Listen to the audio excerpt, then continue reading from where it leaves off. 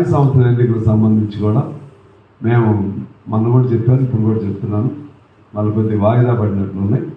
ఆ వాయిదా పడినటువంటి ఎన్నికల తర్వాత అయినా ఒక మంచి ఆలోచనతో కాంగ్రెస్ పార్టీ చేయకపోతే కాంగ్రెస్కి నష్టం అవుతుంది. ఇక్కడ రాష్ట్రంలో సరే చిన్నగా వాళ్ళ ఎకానమీ కొద్దిగా గాడిలో పడుతున్నట్టున్నా ఇంకా చాలా సమస్యలు ఉన్నాయి. రైతులు కానీ ఇటువంటివన్నీ కూడా ఉన్నాయి, హామీలు ఉన్నాయి. ఈ హామీలన్నింటినీ ఎలా పరిష్కారం చేస్తారో ఒక శ్వేతపత్రం గవర్నమెంట్ విడుదల చేస్తే బాగుంటుంది. ఎందువల్లంటే ఇప్పుడు మీరు తీర్చలేరు అనుకోండి, తీర్చలేకపోతే ఇంత మేరకు తీరుస్తామని చెప్పండి.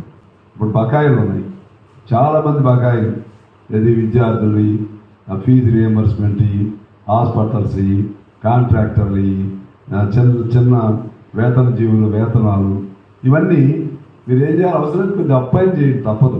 చేసి కొద్దిగా ఈ సంవత్సరం ఎంత ఇస్తాం, ఈ సంవత్సరం ఎంత ఇస్తామని చెప్పండి. చెప్పడం ద్వారా కొంత రిలీఫ్ అవుతుంది. అసలు ఏమీ ఇవ్వకపోతే వాళ్ళని ఊపిరాడకుండా అనేక మంది ఆత్మహత్యలు కూడా చేసుకునే పరిస్థితి వస్తుంది. అది ప్రభుత్వానికి మేము చేస్తున్న సూచన.